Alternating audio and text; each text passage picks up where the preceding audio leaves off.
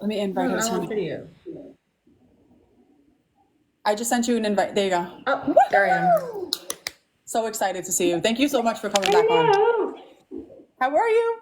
Oh, thank you so much for having me. I had so much fun last time. Oh my God, us too. We were talking about it for like so long. All right, Envy, you got to start. Go because I'm Why like. do I have filters?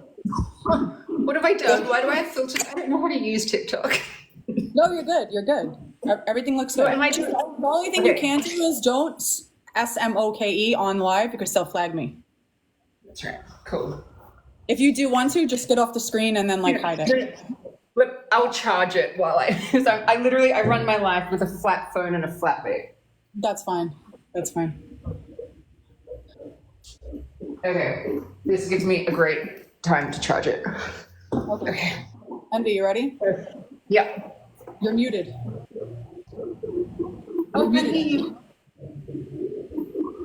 You're muted. Okay, go ahead. Sorry, I'm so sorry. I'm sorry. No, I was saying, how are you? I'm good. How are you? Not too bad, thank you. How are you feeling, from everything that's happened? You just feel like you're living in an upside down world. Oh, Why is it echoing? Echo, Envy. Am I echoing? One question while we're waiting for Envy to come up. First of all, how did you feel since the verdict came out? So many things, because there's so many like things that come at you with something like this where, everyone's emotions get really high. I don't know what's going on. I had always Hold on, Envy. prepared myself for a loss for the sole reason that I was like, a judge will just, we could go in there and just like do an Irish jig for 3 days, and a judge will just listen. Like, it doesn't matter what we say, because this judge will just listen to the Australian Human Rights Commission's absolute nonsense interpretation of the law. Like when you're coming up against that, like their interpretation of the law, and it's wrong, they're completely and utterly wrong, but it has weight in federal court because they have a statutory right, or whatever it is, to intervene in cases. So they're listened to. In the High Court, it's a different situation because you're talking about the validity of the law and like how it actually works and how it's playing out. So I was just mentally and emotionally prepared that a judge would just go, no, I'll just go with whatever the AHRC says, like, and not engage, which is exactly what happened. He literally just dismissed our arguments. It's like he didn't even read them. It's really offensive. We watched, sorry to cut you off. We watched the verdict as he was, and we were just sitting there and we were like, there's no way. As soon as he kept saying like, she and cis, I said, we're in trouble. Literally 20 seconds in, when he literally started his judgment with, I find the terms trans woman and cis woman useful. And I was like, oh, we lost. Because it's like, if you listen to a single thing we said, you shouldn't. Like, they're not useful. But I mean, I will say to people, if you just read his judgment or just listen to his judgment, you don't understand what it is that we fought for and what our argument is, because his judgment is really bad. It's an activist judgment. He just dismissed our arguments. We have a very, very strong appeal avenue. So, it was always going to play out this way. So it sucks. It's horrible. I mean, there was like, maybe I was like, my dad and I especially, we would just sit there all the time going, because it's hard when you know that you're right. Yeah. And you know that like you've got the winning argument. It's just someone's not going to listen to it. And so, but we would just look at all different things of possibilities of how the judge could, just be a good judge. And he wasn't.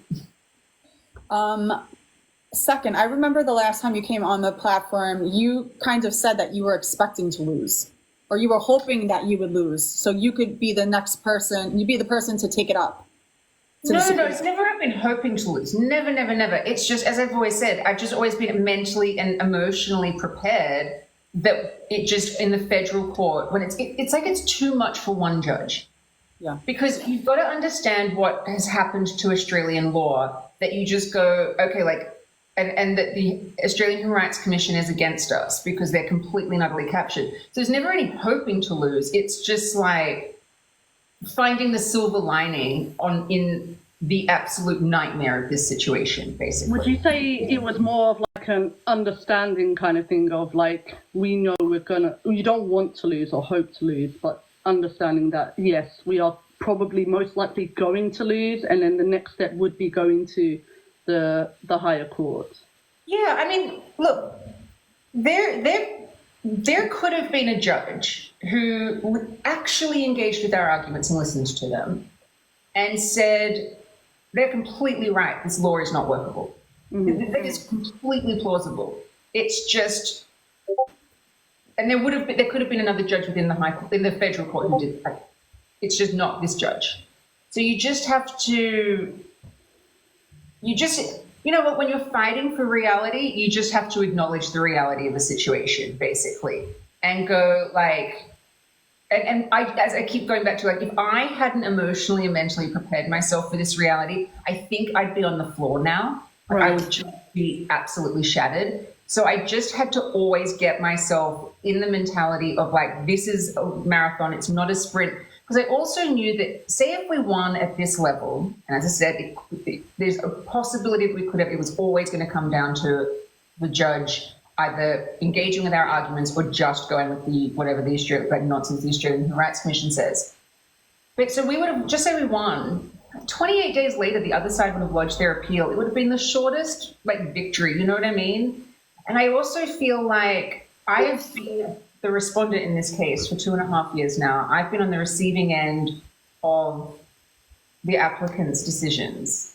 I do feel now that, like, for the first time in such a long time, I actually get to make a choice. Like, I get to, go, okay, well, no, I'm appealing now. And so it kind of becomes my case now, in the sense it won't be Tickle v. Giggle anymore. It will be Giggle v. Tickle. So that's fun. Well, are you confident in the Supreme Court that they would take on the argument? Because CEDAW was completely ignored. The judges, it's important to remember this current judge is wrong. Like, he's just wrong. That's why I say, if you just read his judgment, you go, what? Like, it sounds like we said nothing. It sounds like we literally didn't do anything in court because he just dismissed everything. But he's wrong. To put it this way, this is how wrong they are. They are telling me that the provision to use Giggle, like the rule that we had in place, was that you had to look like a cis woman. That is not the rule. You just had to be female, biologically female, because that's what the ordinary meaning of female is, a biological term. So they've even gotten it wrong on what I was doing, but they've had to get it wrong to validate this ideology, because it all crumbles. As we know with gender ideology, you pull one string of it, the entire thing falls apart. And we're dealing with people who do not want it to fall apart. So we're dealing with captured ideologues in the gender cult. And so, the only way to fight against them is to go all in on showing that gender ideology for the nonsense that it is. And that's kind of what we're doing. And so it's all there. It's just, the judge just ignored it. But do you feel confident that in the higher court that the judge won't ignore it? You reckon he or she? I do. Because, as I said before, when you're dealing with, it's just too much for one judge. There's two steps. We've got to go to the full bench of the federal court first. We wanted to be able to just go straight to the high court, but because we've got to stay in the federal court just for one more round, it's only one day. It's annoying. It adds more time to it. But because there's so many facts they got wrong in the case, we have to straighten that out. Like, they just got so much, the judgment got so much wrong. So, so we have to deal with that first. You're dealing with either 3 or 5 judges there, and then in the high court as well, you're dealing with 5. You're dealing with more people engaging in the issue and understanding it. And that it doesn't all rest on them. I have this thing that I don't think that a lot of people, and especially a lot of men, side with this ideology in the sense that they think these men are women. I think that they think these men are men, and they think men can do whatever they want. Yeah. Definitely. And so, but when you can spread that out a little bit amongst people, and it's not just the pressure on one person to make a decision, and also just how it works, what you're arguing by the time you get to the High Court. There's no more like he said, she said. It really is just the validity of the law and how it's working in practice. And it's literally not working. So yeah, I'm confident. It's just, it's one of my jobs that I have over the next year. God, this is going to be just an exhausting amount of time. But one of my jobs is getting people to understand what it is that Australians are fighting, because we're not fighting, obviously in all different countries, we're all fighting against gender ideology, but how it has infiltrated institutions and law is different. And so, like in the UK, for example, they were essentially fighting to stop their laws changing. They also have gender recognition certificates. We don't have that in Australia. They are changing the sex markers on birth certificates.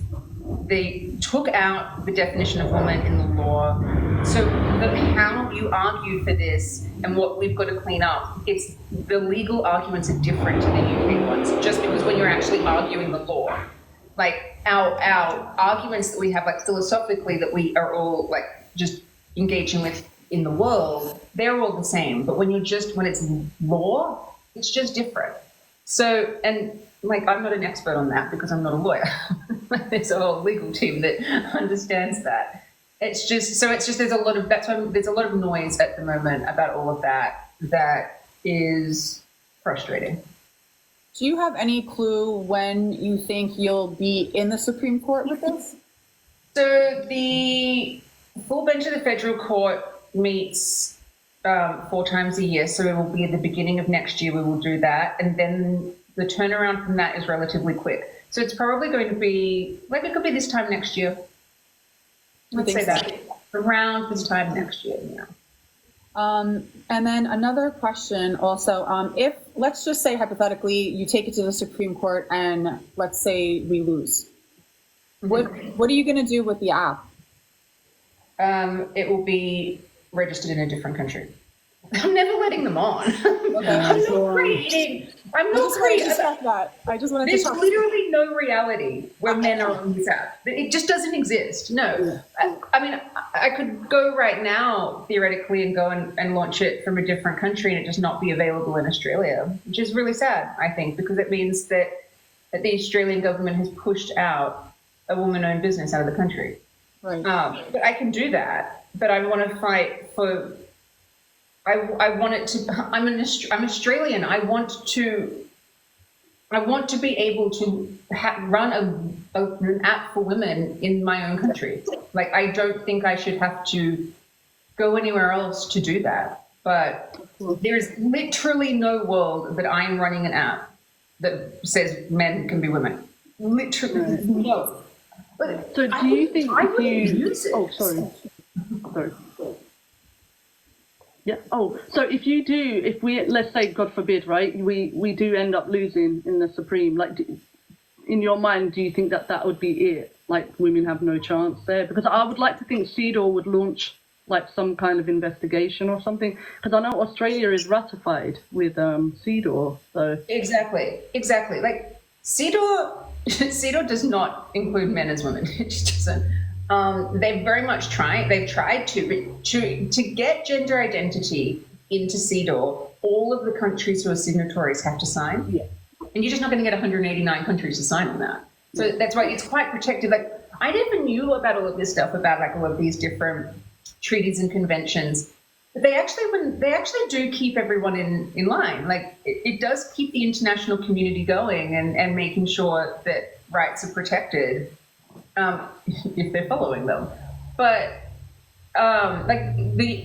there's one, like, so they do, like, the best they've been able to do is like tinker at the edges of CEDAW, and there's one document that says that, like, to include sexual orientation and other status, and the other side, like the Australian Human Rights Commission, is literally arguing The other status is gender identity. And at the moment, the judge is accepting that. Like, that is insane. That is utterly insane. If it was gender identity, it would just say gender identity. Yeah. Other status, it actually, so my solicitor explained it to me. The other status, and there's, when you go further in the document, it's got to be like grounded in material reality. So for example, like the other status, it's something like if you, like a refugee or something, or like migrant workers or something like that, where it's like, that is something, that is a real demographic of people. It's like anchored in reality, and then you can like, how it plays out. But gender identity isn't anchored to anything. It's not mentioned anywhere. Like it doesn't exist in this document. So they're definitely just, as we know, as it plays out in so many different ways, that there's just a lot of people who are willing to utterly humiliate themselves for this ideology. Like, I don't feel embarrassed or anything of how this has turned out. I think the other side should. I just don't know how you get up and say in public sex is changeable with a straight face. I think that is literally insane. I wanted to say something. I saw something on Twitter that I think before, maybe it was before like the gender ideology started to like be known by you, because I'm kind of like new to it too in the last like couple of years, I would say. I saw a post on Twitter that says you aren't allowing trans men on the app. Is that true? No. So I will say this. So I only got introduced to this ideology. I know the date. It was the 7th of February, 2020. I literally didn't know anything was going on. On February 7, 2020, I'd not tweeted before. I was like a reader of Twitter at that point. But when we woke up to the thousands of reviews and everything, and like all of these men on the app, and I was trying to work out where it came from. The first place I went to was Twitter, because that's where I used to just read the news and stuff. And my mentions were just insane. Like there were just thousands upon thousands of people there, and I regret it. I shouldn't have. I was just going, you're just in this utter panic, and I was just trying to calm it down, and with no understanding of what I was talking about. And I've tried to always think about what it even was that I was thinking about or talking about, because there was one meeting we'd had during the development of Giggle where the concept of trans had come up. And I'd heard of trans, like I'd heard of it in the context of like, it was now the LGBT. And I was like, okay, like cool. I support the LGBT. If they said there's another letter, sounds good to me. And I remember someone saying like, will trans women be included? And I was like, of course they will be. And I fought for that. And now when I've thought back on it, I'm like, what the fuck did I mean? What was I thinking? I wasn't thinking. All I can think of is that I thought that that was women who called themselves trans. And so even throughout all of 2020, when I was still just learning everything, it took me minutes to realize there was obviously an utter problem. But it took me a while to understand that it was the language was the war, and that was their weapon, that was what was being changed, and then to get comfortable in using it. And then on Twitter, still in that era, I used to use the term trans woman and trans men because that was when we would get kicked off. You couldn't say men and not women on Twitter at the time. You couldn't say that until Elon bought it. And I was so protective of Twitter, and I was so careful because it was literally the only avenue I had to defend myself, because literally no one else would talk to me. There was hardly, but Australian media did not want to hear about this issue at all. So women who call themselves trans, so females with a gender identity, have always been welcome on the app. This is part of my entire argument. If I said no, let's use Buck Angel as an example, okay? I know Buck, and Buck, let's call it Buck passable, just whatever extent that even means. Buck can use Giggle. The reason is it's because it's sex-based. Yeah. Buck is female. Right. Now, the thing about female-only spaces is no female is forced to use them. So females who consider themselves to be men, even though I think that they're wrong about that, they tend to just stay away. But they would be welcome. And if I said no to a female who claims to be a man, that would be gender identity discrimination. Exactly. That's how the law should be working, and arguably how it was intended to be. Mm-hmm. With, say, Tickle is male. He has a sex still. He's biologically a male. His gender identity is irrelevant to me.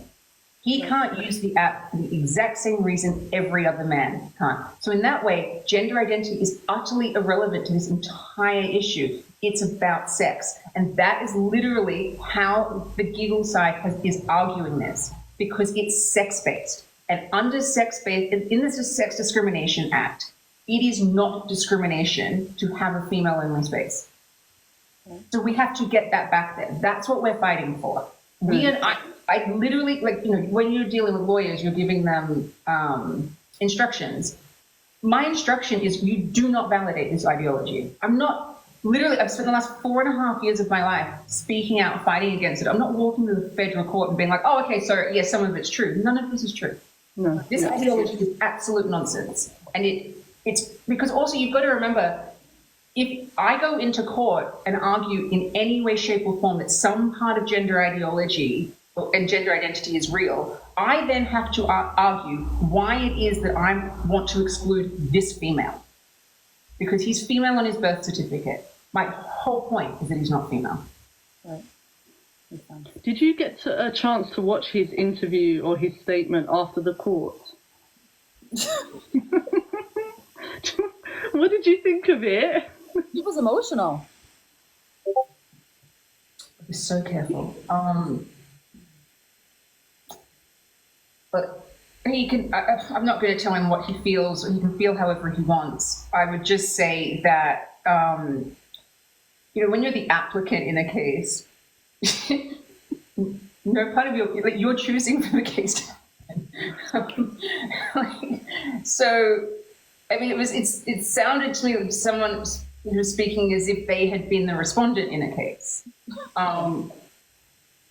Because when you're the applicant, you have choices that you could just stop it at any point. You don't have to do it, especially when there's no app currently in existence. Like, what are you filing for? Right. What do you want? You know, I will say that this particular person, I didn't know who this person was until I got the Australian Human Rights Commission complaint.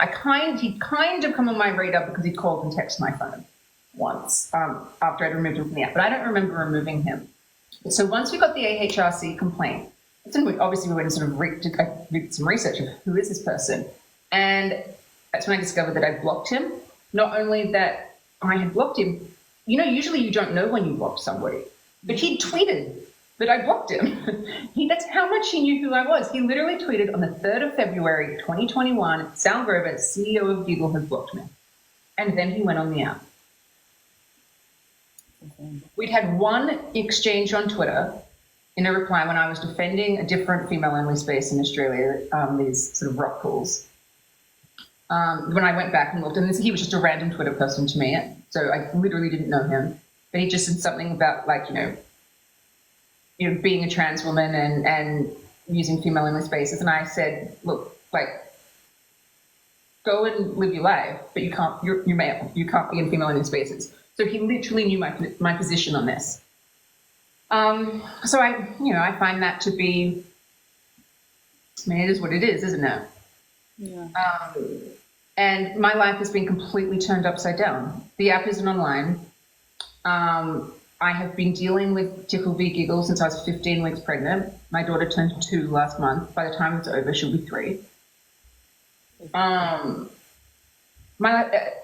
part of my life is turned upside down. I'm, you know, in some ways, it depends who you're talking to. I'm either known as a bigot or a hero. Like, you know, literally just saying men and women.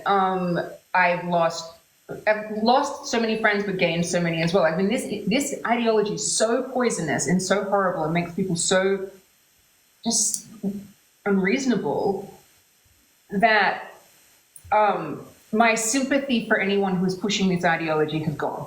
Like I used to at the beginning, you know, as we all are, you try to be kind and you're thinking that you go through that you're like that, you know, there's room for everyone. And there is room for everyone in the world in the sense that literally whatever you want to tell yourself to get out of bed in the morning, whatever you want to call yourself, I couldn't give a shit. The moment you're making other people believe it, that's when we've got a problem. And so like I think like he can go and call himself a woman if he wants, but he just doesn't have the right to make me believe it or include him in anything that's for women. And so yeah, my sympathy is pretty limited. Have you increased like any more like online harassment or bullying or anything like that since this whole thing or since the court case? Well, just in terms of Tickle, so I've always had him blocked. He watches me from behind a sock, and he's admitted to that recently. He posts my tweets. He hasn't done it in a little while. I'm assuming someone told him to stop. But it was quite intense for a while there. He also goes after Kath Deves, my solicitor. He goes up, mocks her constantly. Like, I can't fathom it. Like, I disagree with his legal representatives, right? I think I think their arguments are ridiculous. I think what they're doing is nonsense. But I respect they have jobs to do. You know what I mean? It's that thing of like, I don't respect the premise of this, but I respect the legal process, and it is just how it is. And it would never occur to me to go and like mock his legal representation. Why? Right. I think you have to go and mock people like that when you don't have the winning argument, and you have to rely on ad hominem. I don't have to rely on that. I've got the winning argument. So it's just, you just got to get it there. Yeah. Do you think like the media in Australia specifically is picking up a little bit on the case? Because I'm seeing a lot of it on Twitter, a lot more than it used to be, I feel like now. Yeah, I think we've broken the ice in Australia. It's been breaking for a while, like in little bits, but now it is. I mean, Australia is so captured. I can't even articulate to you. Like what we've proven is that our judicial system is also captured in terms of the federal court. Not all of it. As I said, like I think that there would have been a different judge who would have gone like, just like thrown his hands up in the air and gone, this law is not workable, if he bothered to engage with our arguments and with the issue. But this one just didn't. Why do you think he didn't?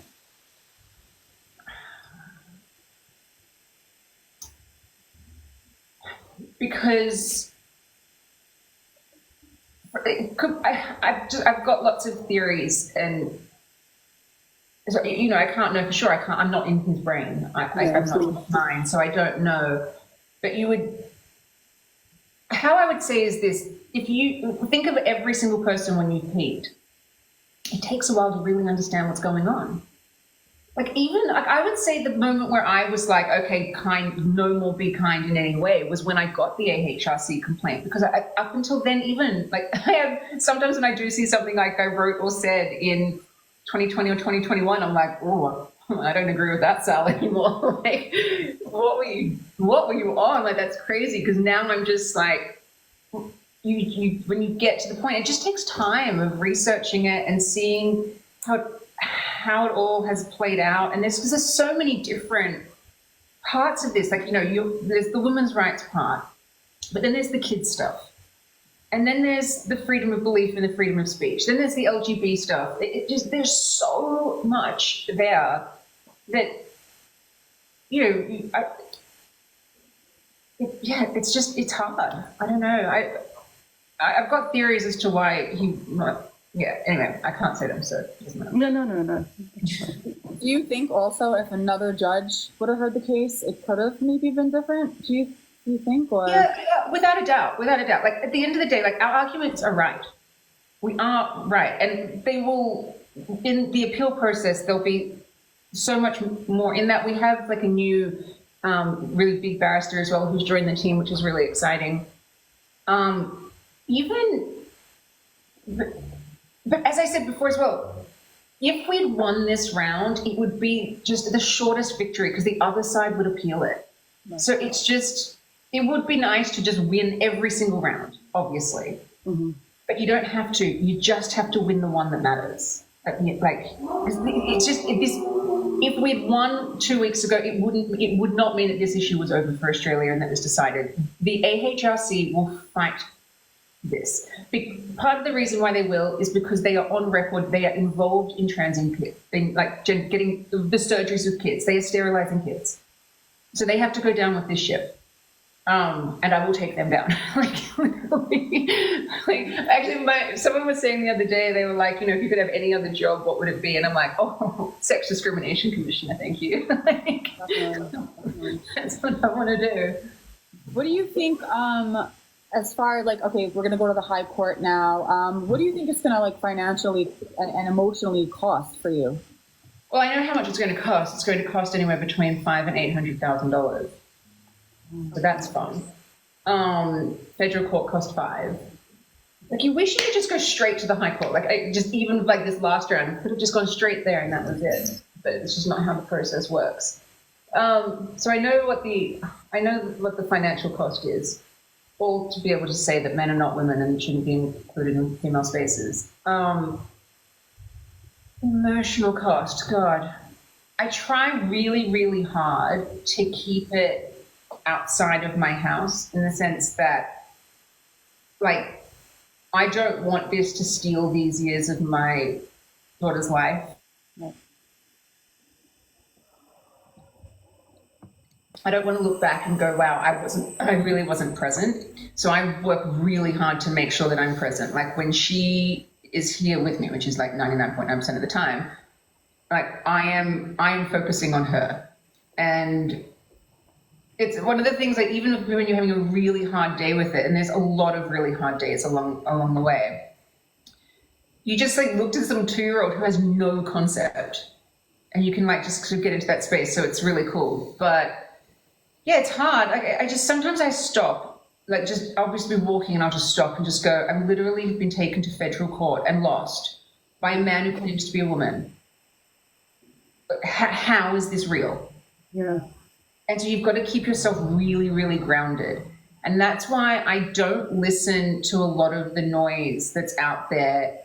Even, I don't listen to negative things that are said, but I also don't listen to many positive things either. Like, you just sort of stay laser focused. It's like, I have a goal here. It is to make sure that female-only spaces and sport, by extension, can exist in Australia, that women are a sex class in law that men cannot identify into. That is my goal. I am focused on it. I'm going to achieve it. I don't actually care what anyone has to say about that. Yeah. That's what I want. Do you feel secure in the financial aspect, as in raising the funds for the courts? Yeah. I mean, it's literally the kindness of supporters from all over the world that did it last time. Like, we got like that bill, the federal court bill's been paid. It's so insane. It is raising more money in a year than most people earn in a year. And it's the full-time job to do it. Like, I don't get paid for it. So it's like, between working with the lawyers, raising the money, getting awareness out there, like, it is full-time work that I'm not compensated for. But I'm like, I just sort of knew that when it happened. That when I got the AHRC complaint, I had two choices. It was just give in, and that would have meant closing the app and living in a country where women have no rights. Or I could have also meant to accept men into the app. Exactly, but there was just no point. Even just as an app, who would use it? Right. Like, why? You may as well just stay on Twitter. Like, there's literally no point to it if they're included on there. And so I just, and then like at the time, at the AHRC stage, they said, if you fight back on this, it will go to the High Court because of the legislation, because ultimately the legislation is the problem, and each side is going to fight until the absolute end on that. Is it completely plausible to get judges along the way to go, yes, this legislation doesn't work, it has to be changed? Of course. Could it be the next round? Of course it could be. Like, if we just say in the Federal Court of Appeal, we could win, right? We could win on every single point. Just say the other side didn't appeal to go to the High Court. They just went, you know what? Okay, we've lost. Then we've won. Right. But everyone that I've spoken to, like sort of the experts on this, they think it's highly unlikely that the other side would just go, oh, okay. Because, we're dealing with men who claim to be women, in this whole ideology, it's they're so they're so insistent of this. It's so authoritarian that they're just not going to have, like, they're not going to give up either. So just going to take. I remember on the last time we spoke, you mentioned that if it goes to the High Court, that's where they're able to go into the law and change it. So on the hypothetical that you won this one, and he said no, I'm not going to challenge it. Could there have been another case? Does that make sense? So how it works is that, say we win in the High Court on the constitutional challenge, the High Court will then advise legislators to repeal the law. That's how it will do it. We'd still have to go and have a little bit of a push for them to do it, but the mandate would be there, and we will have won. We would have effectively rendered the amendments meaningless anyway. So in a sense, it wouldn't even matter if they took them out, because we would have won. We would have established that women are adult and female, sex has weight in the law. The amendments, you could keep them there, and they would have no work to do in law. If we win, and that could even be the same in the sense that if we win in the Federal Court of Appeal and the judges go, actually, yeah, sex is biological and has weight in the Sex Discrimination Act as intended, and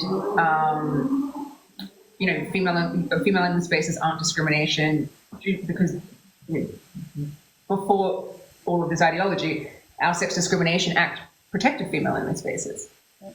So we could 100% win, and it's just we've set the precedent, and then if the other side didn't appeal, the precedent is set. Do you need to appeal the amendments at that point? Yeah, you clean up legislation, like you'd still do it so that no one else had to go and have another case, but it might but it would be there. But once you get to the High Court, you are just dealing with whether they're valid and stuff like that, the verdict there would be get rid of them, which would be a win for us. Are your lawyers doing anything different this time, or you think that they did or they thought that they did great and there's really nothing else to add to it because it's just kind of cut and dry? I've actually been talking to them all morning. I'm talking all last night and all morning. Our argument is correct. Like my barrister's argument is right. What she's saying. There's some people who think that we should just be going and asking for an exemption, but that doesn't work for this reason that currently under law, this person is female. How do I get an exemption to exclude some females from a female-only space? On what legal grounds? That's the whole point. Also, how the Act was, the Sex Discrimination Act was that you didn't have to go and ask permission to have a female-only space. We've just got to get it back to that. You can have female-only spaces. That's why this is a fight on the basis of sex. It's not a fight on the basis of gender identity. So, yeah, you learn things and stuff like that, but we've got another barrister that's come on, who's really, really great. I don't know exactly how. I will learn exactly how when they're putting stuff together for appeals and things like that. Of oh, do you change that, or how? What do you do? The challenge is getting them to engage with it, to listen to us, rather than the actual argument being wrong. Our argument's not wrong. But I'm sure that there will be things, I don't know, I'm sure there'll be something done different. I have no idea. I don't know how it works. Do you think, how can I word this? Do you think that, say you take it to the High Court, you win. Mm-hmm. Do you think that's going to have any implications on them changing their sex on their documents? Or you think they're still going to be able to change their sex and they're still going to be able to access because, wouldn't this case set a precedent going forward? Well, we've talked about that because we're going to have a situation when new legislation is written. And then it's going to have to be, what do we do for these people who have changed their birth certificates? That's something that is so far beyond my pay grade. You know what I mean? That's for other people to solve. What it would mean, how it would play out in reality is to say you've got a female-only space. some guys change his birth certificate to say female, comes along and says, see, but my birth certificate says female. And you go, yeah, but because of the verdict of Giggle v. Tickle, we don't actually, that is meaningless. We are on the basis of biological sex that's been protected in law. Fuck off. There was another case in, I think, in Australia. It was a gay men have actually won the right to single-sex events, but the lesbians have not. The case that is being referred to there, the gay man one, is from 2010. From 2010. Oh, okay, right. I saw the sign pop up, and I was like, oh, so I don't know. I was like, is there like a clear thing here that, you know, when it's men that want something, it seems to go that way? There's been the two that I know of that are specific, that have happened in like the last 18 months, that are male specific. In South Australia, there was a barber that wanted to be just male only.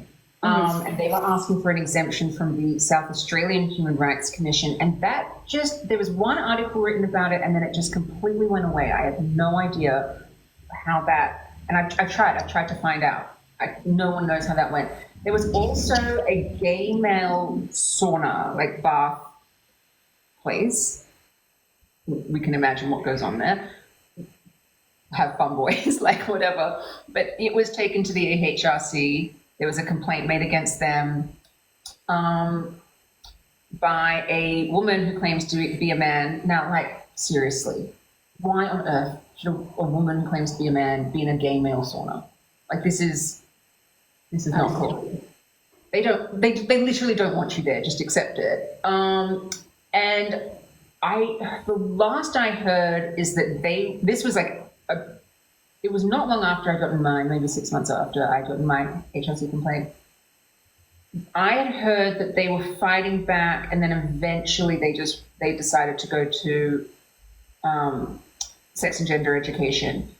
I will say this, that the fight is different for gay male spaces in the sense that for the most part, females will self-exclude from there. It's a completely different issue. Female spaces need the legal provisions much more than male spaces do, because men and women are different, and the moment something is for women, there's a certain type of man who instantly wants to go in there. Whereas women, it's not even just out of respect, sometimes it's just out of fear. We won't go into those male places. Yeah. Another thing, when Roxanne Tickle originally filed the lawsuit, did he also say that you discriminated against him based on his appearance as well? I read something that said like you discriminated against him because of his appearance and his gender identity. Well, yeah, their argument's always been, and this is why they've like lied about what the provisions for using Giggle were, and they've always just said that to use Giggle you had to appear like a cisgender woman. It's like, no, you just had to be female. As I said, Buck Angel can use it. Like, they're just wrong. It is so bizarre to be told something that is so wrong about something you created and then be punished for it. Yeah, they have all things. It's always their arguments have always been littered with comments about his appearance, and I'm like, I'm not making any comment about his appearance. I'm making a comment about his sex, which cannot be changed. His appearance can be changed. His sex cannot be. At one point, when he refiled, at one point, because it was always gender identity discrimination, then one time we got a submission and it was for intersex discrimination as well. They took that off really quickly. Oh, which they wouldn't have been able to do, because when he had refiled, and then they were like getting the judge to get permission for it to go ahead. Like, that's part of it as well. This has been so drawn out. This has been drawn out by an extra like 10 or to 12 months than what it normally would be, because he withdrew and then refiled, and they had to wait to see if the court would accept it to go ahead. In every way that he could have made this, that Tickle could have made this the longest, most painful process he has. And yeah, so there was, but if because there was a new charge on there, the judge would have thrown it out immediately. So they took that off. But also, this person, intersexes, they're just throwing shit at a wall and seeing what sticks. Yeah. Also, do you know, because I know that the Sex Discrimination Act in Australia, I think that took place, it started in 2013 where they started to include gender identity, right? Like about 10 years ago or so? Yeah, so the Australian Sex Discrimination Act came into effect in law in 1984 because we signed CEDAW in 1983, and so we had to do something with it, and that's where they made the Sex Discrimination Act. In 2013 is when the Gillard amendments happened, and it's not like for the last 10, 11 years this act has been working well. The AHRC has intimidated every women-only thing into submission, every single one.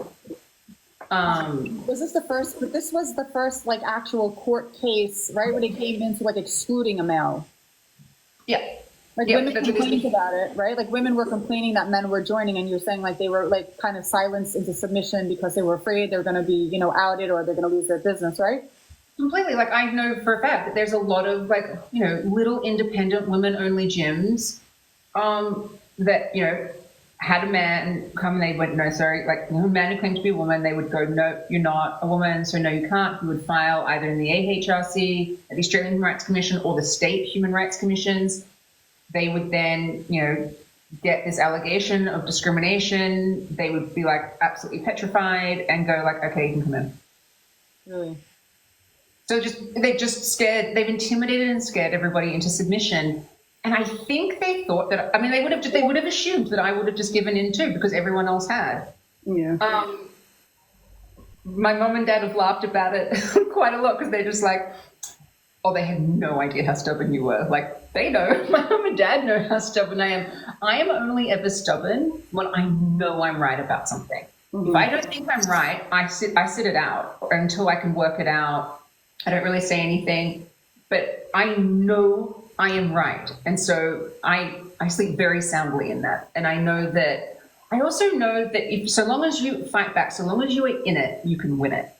Yeah. The easiest way to let this ideology take over everything and win is to not fight back against it. Let's just say, as you keep saying, like you were saying before, like that, okay, what if we lose in the High Court? Like that is just the absolute worst case scenario. By that time, so many people will be aware that the Australian High Court said that a man is a woman and took away women's rights. This is what we're always saying, peak the world. You peak the world, then you get people pushing back. It becomes such a political issue. Like that is what the women in the UK did a brilliant job of. They made it a political issue. And it's not like it's not left or right. It's both of them. Both sides have to actually be grounded in this complete and utter reality. So would we then, you just have to kind of push and push and push until we had the political capital to have the amendments repealed. But I don't think we're going to have that worst case scenario. But yeah, I think it's fine.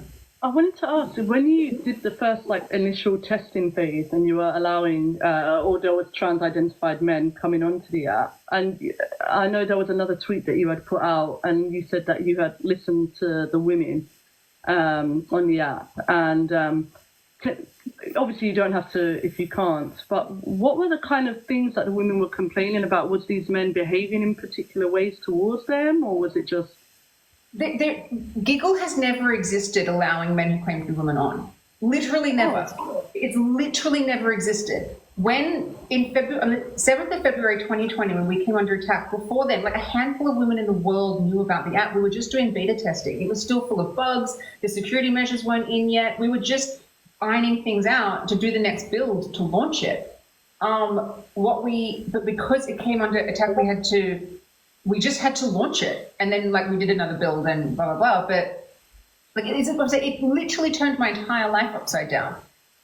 We had to go through and because the security measures weren't in place properly yet. All those men were on the app, so we had to just go and take them off. Right. There's never ever been a reality where Giggle has existed where men who claim to be women have been on it ever. You see. And but a man would occasionally get on and do a post or something, as soon as we were aware of it, we'd kick him off. Right. That's a typical getting on the app and then getting kicked off. was not an event. It was a normal day at the office. Like, Right. depending on how many were trying, because some days it would be thousands of men who were trying to get on, and they wouldn't. Every now and then one would slip through. Like, and you just kicked him off. Because we get a lot of, because obviously, you know, me and Christie, we debate this on a daily, advocate, you know, we'll get like opposition come up. So I did have one guy, he came up and he was like showing me the tweets, like, oh, look, Sal, you know, she wanted them on, she wanted, because he was showing me the tweets and whatnot. And I was like, look, there's no way. There's just also, as I said before, when you see a tweet by me, and it was written, and there's some that are written on the 7th and 8th of February 2020. Yeah. One, I had no idea what I was talking about, and two, I was hysterical. My mum was hysterical. We had no idea what was going on. Only thousands upon thousands of people. I wish I hadn't responded to any tweets or anything, because I didn't know. I learned that lesson pretty quickly. But I said to someone the other day about it, I was like, I've never scrubbed the internet of that, because I'm not ashamed of not knowing what I didn't know. Yeah. And so it's just like, I see some people saying, like, I've seen it, of people accusing me of like, I don't know, of having them on there or something. I'm like, why would I be doing this fight? Why would I put myself through this? What do you, it doesn't even make sense. It's stupid. It's people trying to create drama and controversy for, I don't know, their own benefit. And I think you can change. I mean, people's perceptions or perspectives on a certain topic can change. You know, like where it exists. I literally didn't know that this issue existed. I was in this Trump-hating bubble on Twitter. I was so focused on that from 2015 really to 2020. My media consumption was just very Trump-esque, because I was just in that group of going, how the fuck did this happen? Like, how does this guy get here? But I was only looking at it from this one perspective. Now, after, you know, we all have, like, you know, our minds are blown after, you know, seeing what's actually going on. I actually now have a completely different perspective. I still hate Trump, but I understand now how he got in. Like, just from no longer being in that little bubble, but being in that little bubble meant I wasn't seeing all of this other stuff that was happening.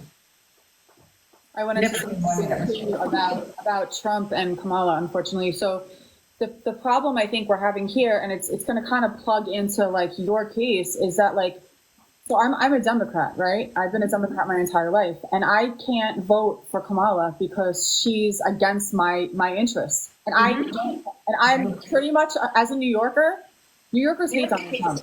I can't stand him. And I don't want to make this a big political thing, but I'm stuck now. Like, I'm literally stuck for the first time in my life where, like, I can't vote for either, because, like, I morally can't vote for Kamala because she literally goes against everything that I believe in as a female human being.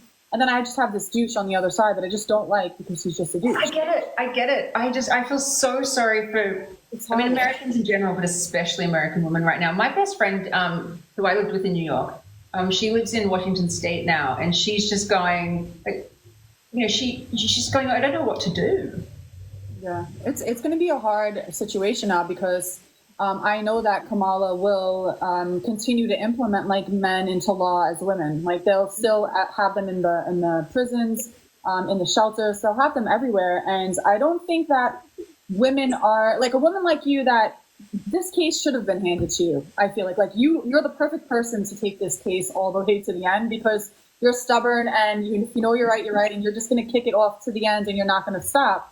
And even with me and Envy, like, watching the case and then like debating on the app and talking about like gender affirming care and minors, how it's like, you know, put the kids on puberty blockers. Who cares if we do like double mastectomies and all this garbage? Me and Envy's stance have been like completely radicalized. Like, we're like complete lunatics with this ideology now. We're like, we don't even want to use like the female name anymore. Like, we're trying to find like alternatives to like not call a man like Jessica, because then it makes us automatically hit she.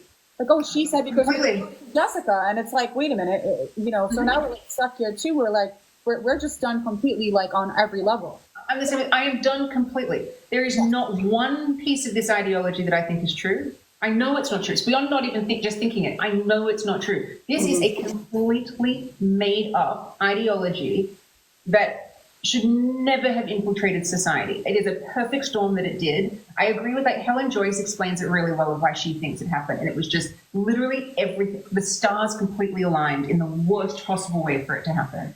It was, you know, LGB groups having nothing to do anymore. It was, you know, it just, there's so many things. And, you know, social contagion happening, social media taking off at the same time as all of this. It's just, it should never, ever have happened. There's not one part of it that I validate. I don't even think, you know, there's people that go, okay, you know, what you do as an adult, that's your business, but just, you know, stop it for the minors. No, I'm sorry. Mentally ill and vulnerable people should not be allowed to cut their dicks off. Yes. No. That's what I'm saying. A hardware fix to a software problem. Do no harm. Yep. You are harming these people. You are killing them. Like, even though I don't, like, you know, as I said before, I have very limited sympathy for men who claim to be women. However, they are human beings who deserve to not be experimented on. Yep.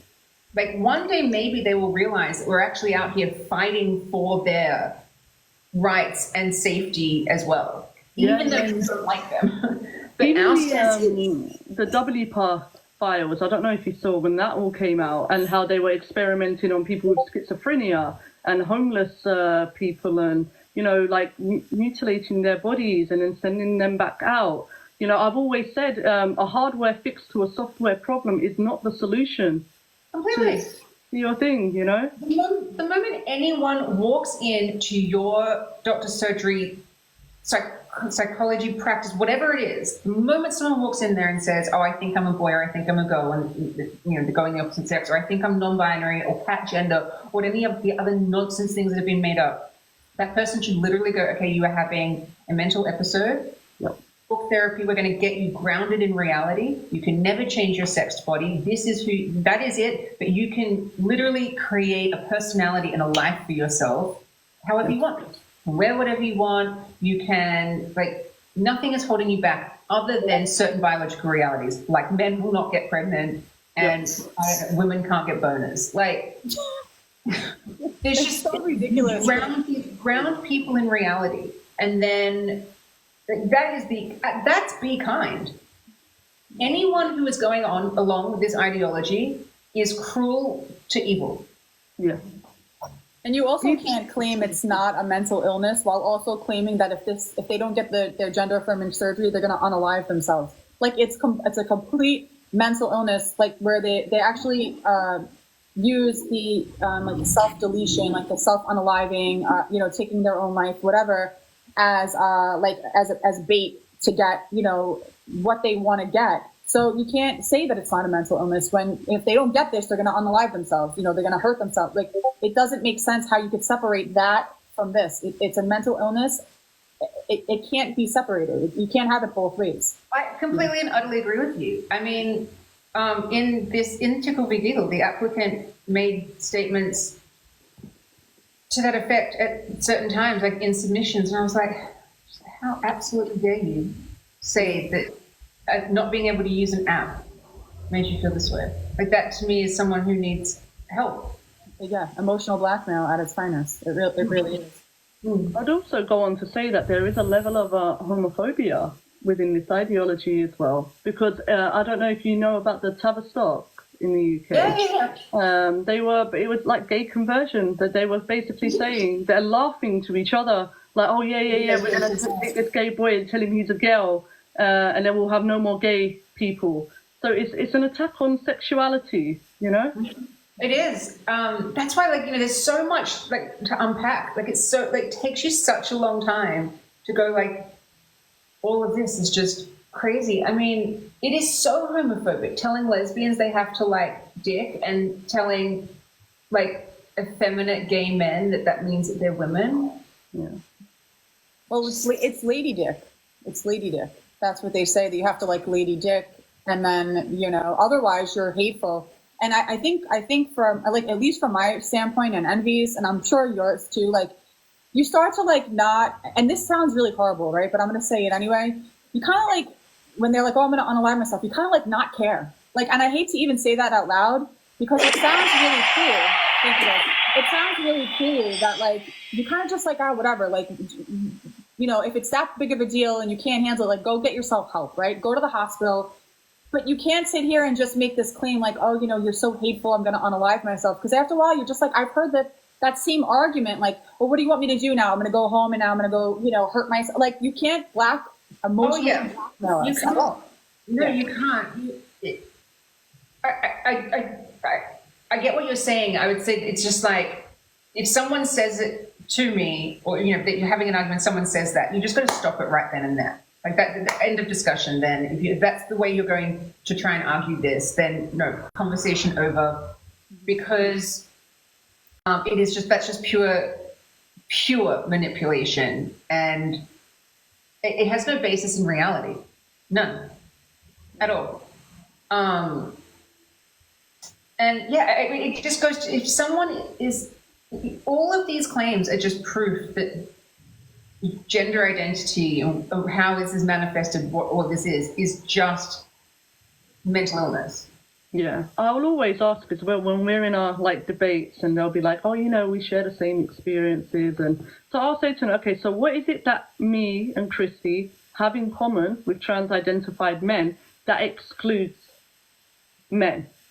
And they can't say anything. So it's just a few questions and their whole argument just crumbles, then it resorts to the attacks. And that's the thing though with gender ideology. Literally, you just have to scratch the surface of it and the entire thing falls apart. And that's why when, say, in a legal sense of how you've got to argue it, you have to go into that argument that it has no weight. Because if you validate any one part of it, the other side's going to latch onto that. Because they have to have it. Gender ideology they have to have it that it is imposed upon everybody, because it does not work if some people don't believe it, because either these men are women or they're not.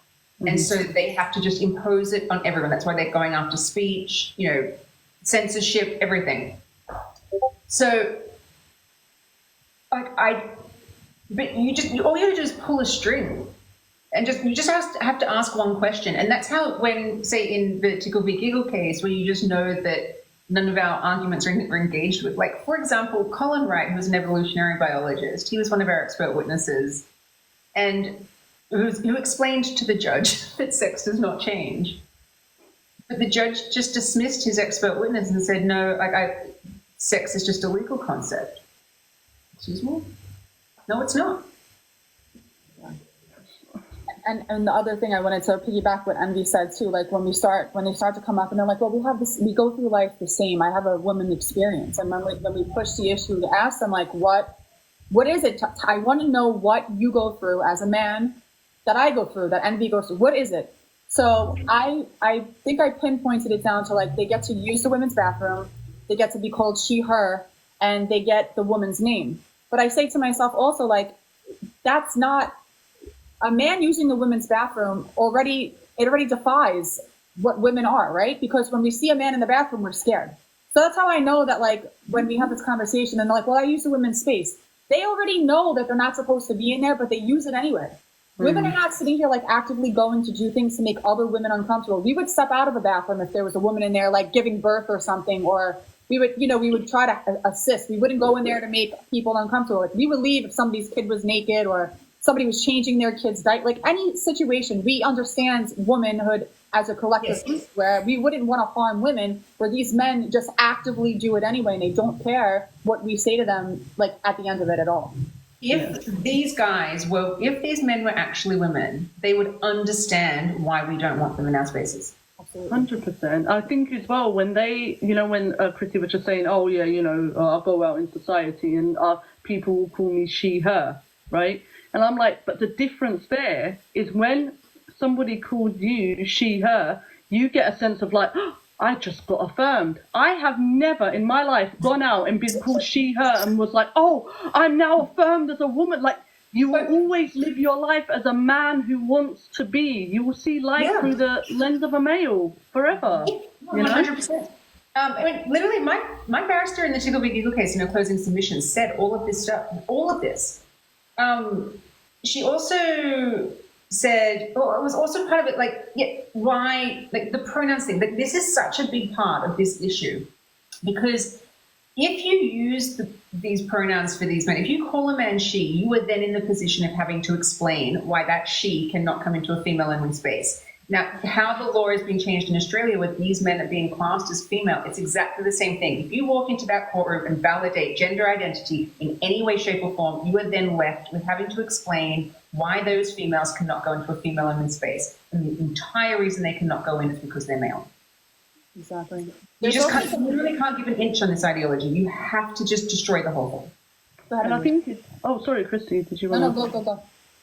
Yeah, and then you'll get some people that are like, I don't believe men can be women or women can be men, but I'll be respectful. And what I've found with that is that the more people that say they don't believe in the ideology but want to be respectful, they make it harder for women like us. Because what happens is a man gets called she, her, he gets affirmed in his delusion, right? And then when he comes across me, you, or Christie, or another woman that isn't going to do it, the level of aggression is now heightened. Like it gets worse for us. So these women or men that are claiming, hey, I'm going to call them she, her, but I don't want them to access the women's space, but I'm still going to call them that. They make it harder because they get more aggressive with us when we don't do it. Completely agree. When people just go, oh, can't you just be kind and can't you just be respectful? Well, I'll flip it on you. Why can't you just be kind and respectful to the TERFs? Yeah. Never. That never happens. And I think it's like the ultimate, it's the ultimate tornado, right? Because you have these men that have been on testosterone their whole life, right there. It's in them. And then they're on estrogen. So they become aggressive and then they become territorial. Like us women, how we protect our children. So they're going into the women's space. They're claiming it as their own. They're demanding to go in it. It's just the most bizarre, the most bizarre. We did a live as well, and I was saying how I've been diagnosed with gender truphoria.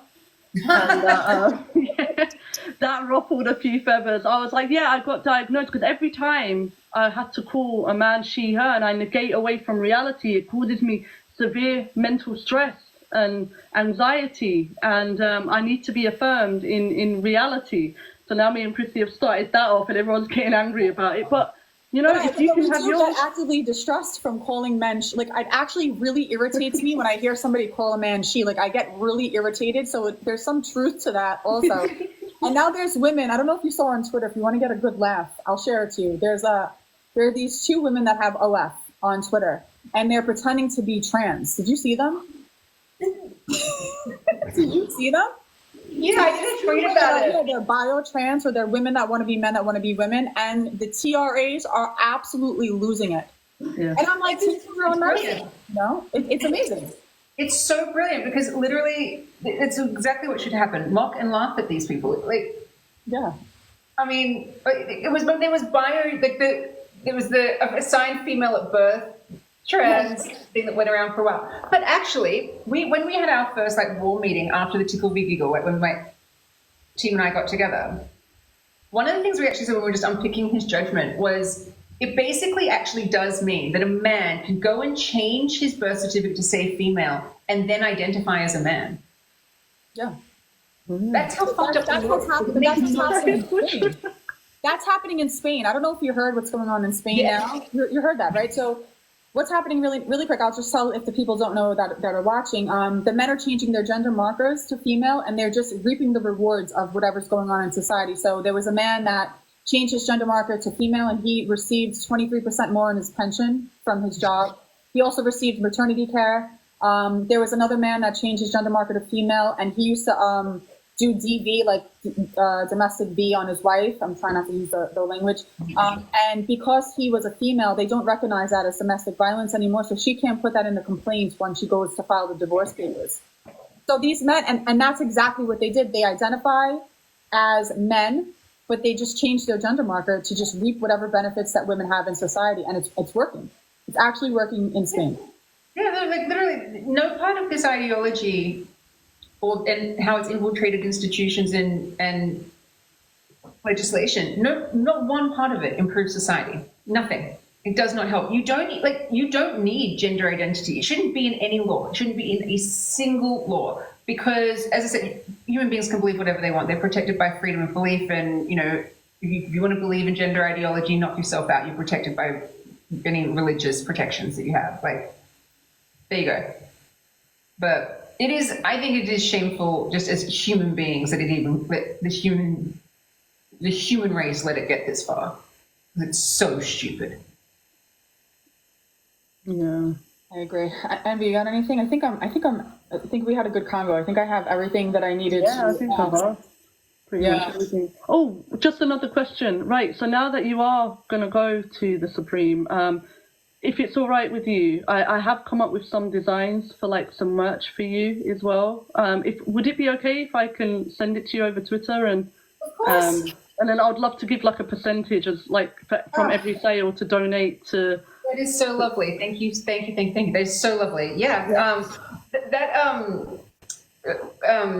We had there was a woman in Australia who created merchandise last time, and that was the reason that I have to pay $10,000 to the applicant is because I laughed in court when they made me turn to the court book to see the meme in question, and I laughed at it.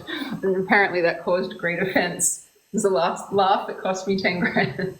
Did it really? Oh wow! I wonder, can I make meme shirts on? Well, I'll talk to Envy, but maybe I'll make some meme shirts and I'll donate the proceeds to you from the meme. Just try it. I mean, it's just fundraising. It's fundraising.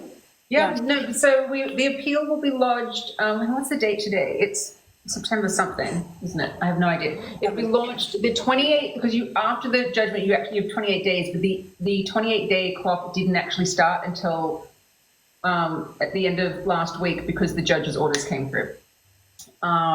So it starts from now. So it'll be early October that the appeal will be lodged, and then it's it will be the early next stage will be early next year because it's just October, November, everything closes down. And the High Court will definitely take the case, right? There's no way the High Court won't take it, right? My barrister has always said it's novel law. And once you get into the constitutional challenge in the court, I mean, it's going to be so boring by the time it gets to the High Court. It is seriously boring, but there's definitely aspects of the case that, in terms of the constitutional challenge, that the High Court actually does want to look at. She does know that. But that's not even gender ideology at that point. That is just like different parts of Australia's constitution. It is going to be.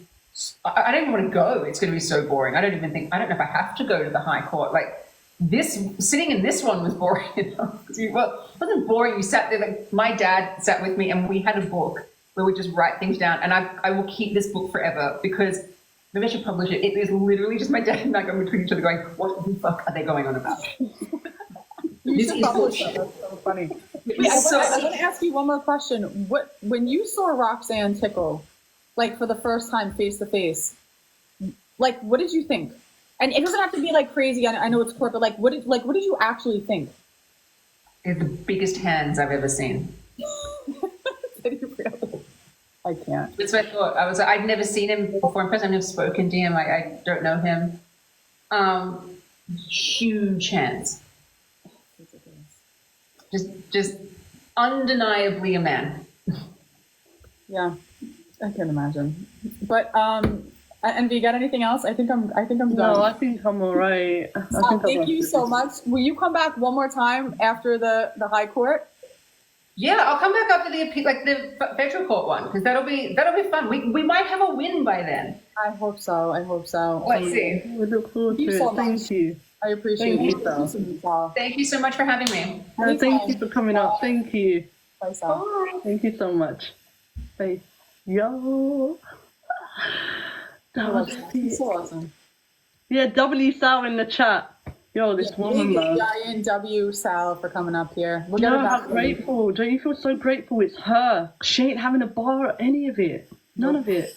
She is literally the perfect woman to do this. Like, there's nobody. I mean, if you would have got it too, it would have been pretty good too. But same too. But at least it was a woman like that. Like not gonna take no BS. That's just gonna look at it and be like, absolutely not. That was amazing. She's so great. If anyone has any questions too in the comments, throw them in there. We'll answer. But I'm gonna end in a few minutes. I got to get back to mom business. Yeah. I'm gonna head off. I'm gonna quickly go live and do an outro. But Christie, you done good, babe. You really have. You are freaking awesome. I was nervous. I'm not gonna lie. No, man, you got this. And look, she's gonna come back again. So we'll talk about I don't know, you said about the meme or something, but give me a shout. We should make some meme, Roxanne Tickle memes shirts. We should do some Yeah. I'll show you some of the designs that we've got, and then we'll work it out. We'll get it up in the next day or so, and then we can start. We'll take the percentage out and then move it over, and then just instead of sending her bit by bit, I reckon we can save it and then give her one big. But we'll talk about it. We'll sort it out. We'll talk about it after. All right, go through the outro. I'm gonna do mine. That was awesome. It really was. Thank you, babe. Love you, Thank you. Take care. Bye. Holy crap! Listen, Linda. She's awesome. She's really, really amazing. I'm gonna put one song on for the outro. Then I'm gonna get to mom duty. Because I'm an adult human female and I had birthed children. Birthed them. Birth from the patata. She is awesome. Get back down to this trash. Thanks, Rorio. Oh, thanks, Bonnie. It's a good song. It's my pleasure. Oh my God, it's big time, Ken. What are you doing here? No, we're doing. What's up, Ken?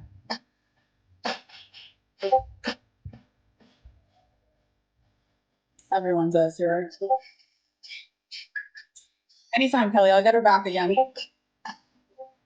I also have a couple of TRAs coming up that are super immersed in gender ideology. Super duper immersed in it, that we're gonna do David, yes, we'll say David, not Roxy, that are super immersed in gender ideology, and we're gonna do some 2v2 starting next week. Hold on. Well, Sal can get in trouble. I have nothing to do with it. You know what? I'm not gonna do tickle merchandise because then he gets to be seen on my clothes. So I'll let Envy do her Sal merchandise. Oh, Martha, you want to come back up? When I get them up here, there's actually a tip coming up that is the whole fruit roll up, the whole thing. The fruit roll up, the testosterone still looks like a female with a little 7th grade mustache, those little peach fuzz mustache. My Discord is going berserk.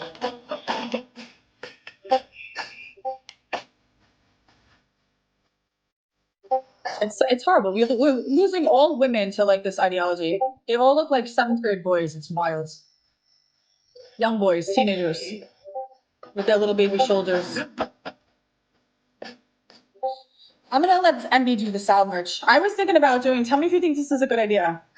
I was gonna do a Guess Who game, and I was gonna do AGPs, on the Guess Who, does your person have a fruit roll up? We could do it that way. I was gonna do Guess Who AGP edition. So let me know if you guys would like that, because we could play it and we could do AGP bingo, gender ideology bingo. I think it'd be funny. Anyway, y'all, I'm out. You guys have a great weekend. I'm gonna probably be back tomorrow, maybe in the morning, for a little convo. But really quick, give a big L in the comments to Cuddlefish, because he recorded the live and he's gonna upload it to my YouTube. But we could just L the Short King Cuddle